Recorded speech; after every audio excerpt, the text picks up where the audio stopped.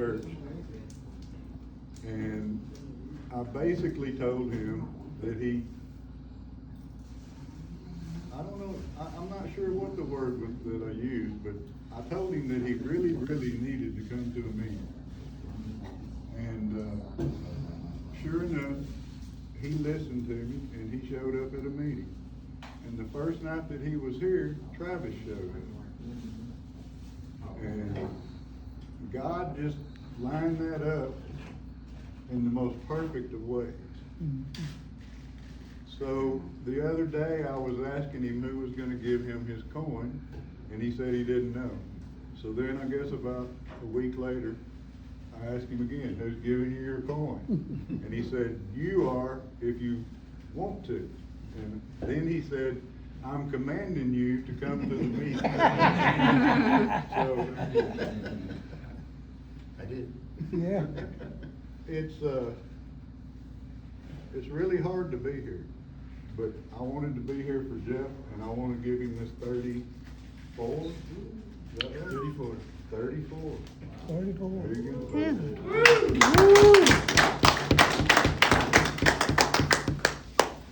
Okay. If I start crying, just ignore me.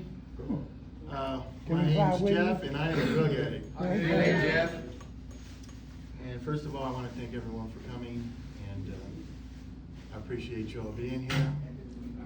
As some of you know, my wife passed away very recently, and it's very difficult. This will be my first AA and my first belly button birthday without my wife. So that's her picture in the back, and she used to run the Bible journaling in this room. So that's why it was kind of hard for me to come back here. But anyway, let me digress and tell you where I came from. And I came from a very dysfunctional family. My mother was a practicing alcoholic, and my father was more of a workaholic. He worked to pay for, there was 4 kids. I had an older brother and 2 younger sisters. And having a mother as an example, even as a young child, I said I wasn't ever going to drink because I had all these people in my family that had problems with it. So I had every reason not to turn to that. And to give you an example, when I was in probably 1st or 2nd grade, I would get up in the morning, I would comb my hair, and then I would go into the kitchen and make my breakfast, then I'd make my lunch. Then I'd go into my mom's room and say, Mom, I'm leaving, and give her a kiss, and she'd say, honey, can you make me a drink before you go to school? And I'm talking, 1st or 2nd grade, I'm a little tiny kid, but I knew how to make a drink then. So I'd make her a martini, and I'd sit it on the bedstand, and I'd tell her I love her, and I kissed her, and I would walk across the street and go to work. To school, which was work. Anyway, so I kind of had to take care of myself, and then I had 2 younger sisters that I kind of took care of as we were growing up. I had uncles that would show up out of the blue, because my mom wasn't always like that. She would get right, she'd go to church and get clean, and she'd have periods where she was okay, and then she'd kind of fall back into it again. But I would have uncles that would come over, and she would give them work to do, and they'd work around the house, and they'd go to the liquor store, get some wine, come back, pass it out in the living room, and then they pee all over themselves. And I saw that as a child, so I would always say, I'm not ever going to drink. This is crazy, these people. So I had every good reason not to do that kind of stuff. So I kind of lasted all the way through grade school. I didn't drink, or I was trying to be a good kid. When I was like 9 years old, I went to a Baptist church. And for the first time, I looked up and saw my father was crying, and he went forward and gave himself to the Lord, and I noticed that, he was extremely happy, and it was the first time I'd ever seen him cry, and I felt close. So the following week, I went forward, and I asked Jesus into my heart when I was like 9 years old. I got baptized, and I still have the baptismal thing from when I was 9. So needless to say, I tried to be a good little Christian boy, and I read the Bible, and I was going to be a good boy, but then I became a teenager, and everything changed. I think that my hormones kicked in, and I forgot everything about Jesus. I turned away from God. But I did get through junior high, and I think I was in about 7th or 8th grade, and they said that if you start smoking marijuana, you're going to end up on heroin. But I wanted to prove them wrong, so I started out on LSD and ended up on methamphetamine. And so I showed them. And anyway, yeah, my first drug I ever took was LSD, which is kind of strange. And I had so much fun that just opened the door for everything. I said, well, if this is this much fun, and I didn't jump off no building and kill myself like they said I would. They're lying about all this stuff. So that's when I just went head over heels into all the craziness.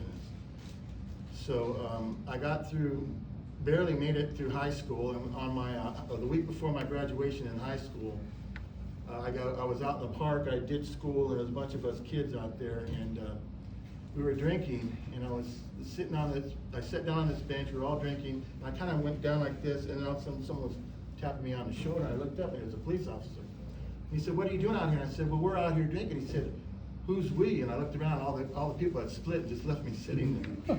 And so then he grabbed me and cuffed me and put me in the police car and drove me to the police station.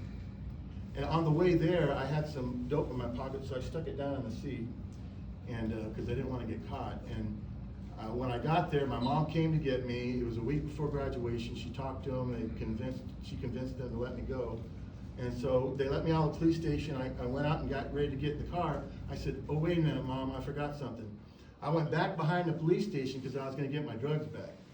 And so I went back to where the parking lot was. I went through one car, a second car. I got to about the fourth car. I found it, found my drugs, stuck them in my pocket.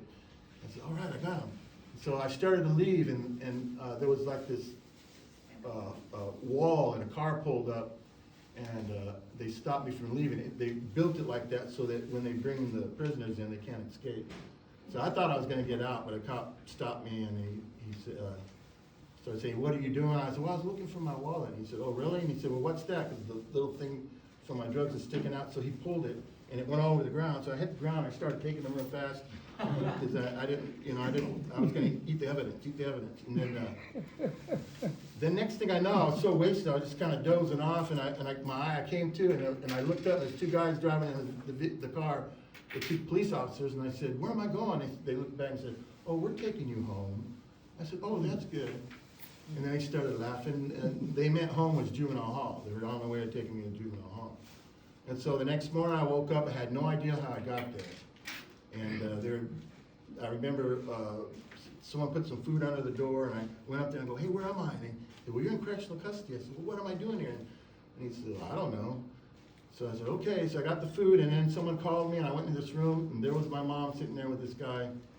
And she convinced him. She said, "We're going to move to Arkansas, and if you just let him go, I'll take him out of this state." And he says, "You get him out of our state, and we'll drop the charges."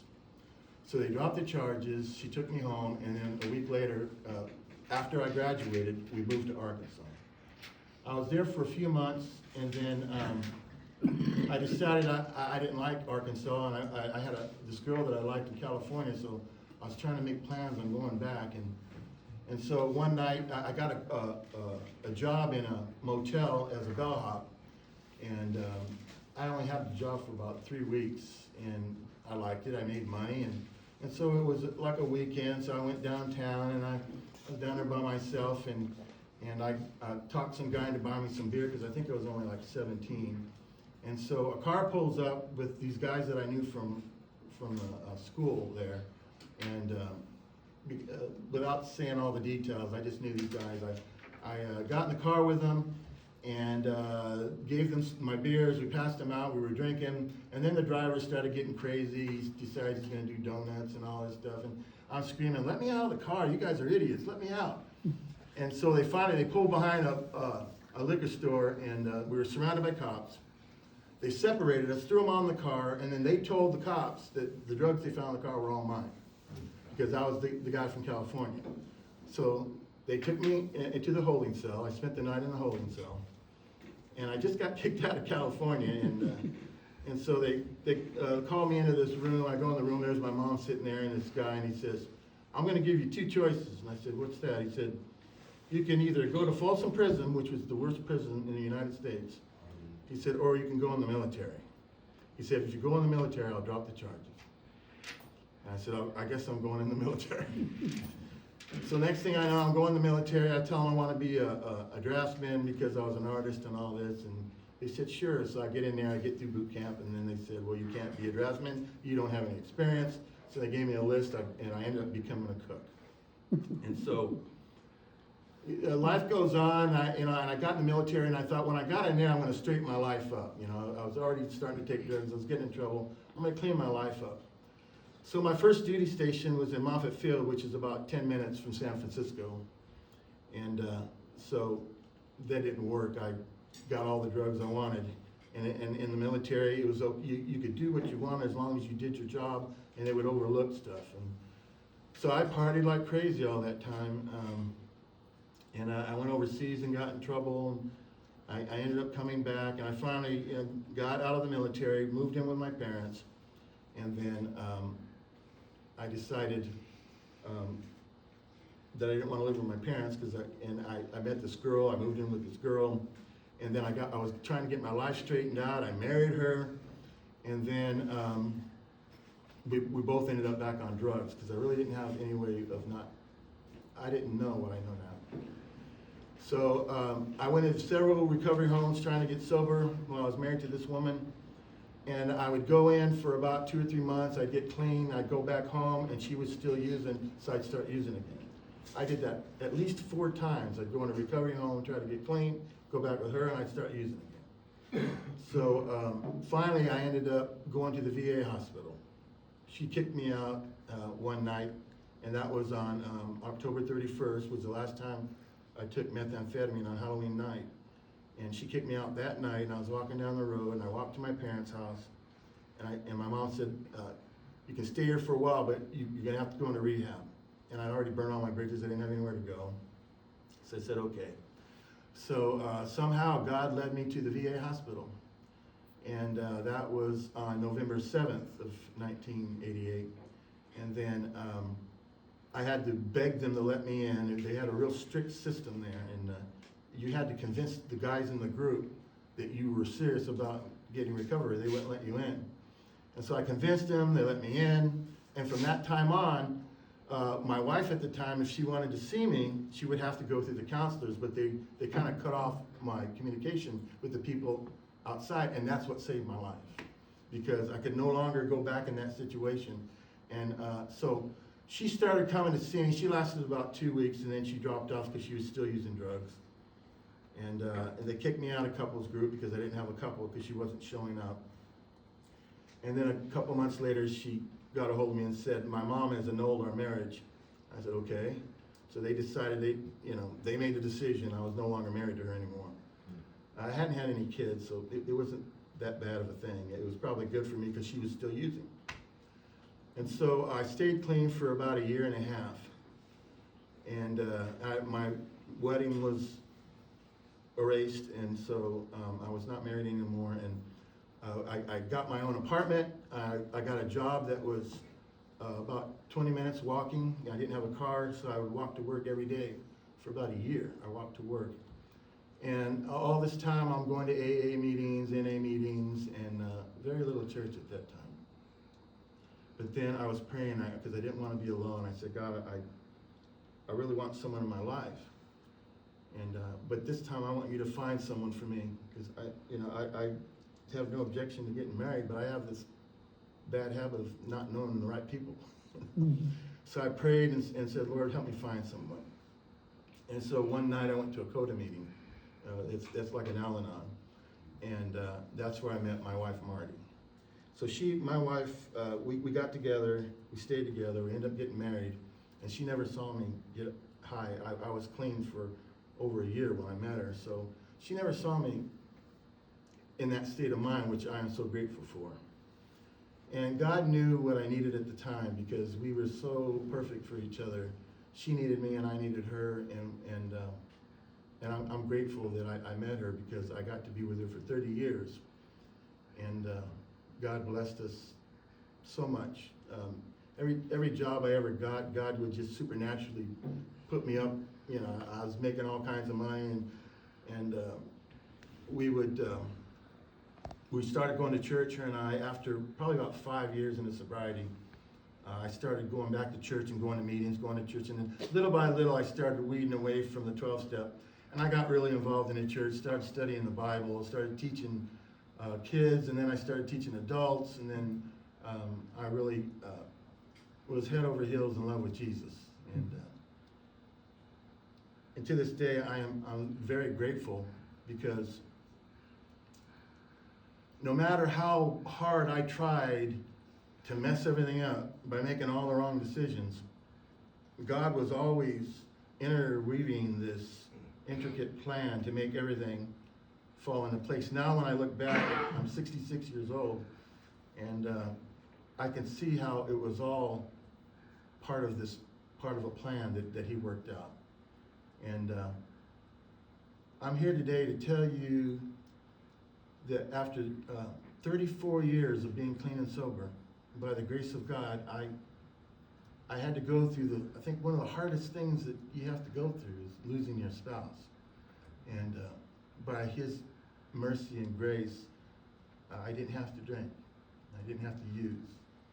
I mean, if you want an excuse, wouldn't you, if you were me, I could come up with an excuse and just go do it. But what gets me through is not only my love for her and my respect for her, and I know that even though she's not here, that her love is important to me, and I believe I'll live out the rest of my life doing what made her happy, which was what was making me happy.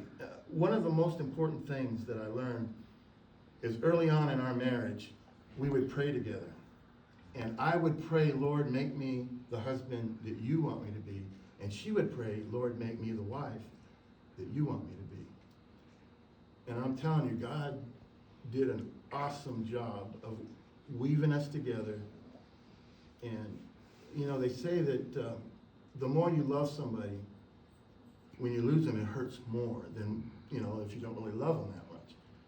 And I learned that my love for her was so intense that it's extremely painful, grieving the loss of not having her in my life. But like Jeff was saying, everything happened just in the right time. He came up to me and said, you need to go to a meeting. Travis was here, and I needed him as much as he needed me. And he loves me, and I love him, and I'll be here, to help him. And I am grateful to God that He is still keeping me useful to Him, and I am grateful for every day that I have, and I look forward to my future. Mm-hmm. Thank you for letting me share. Thank you.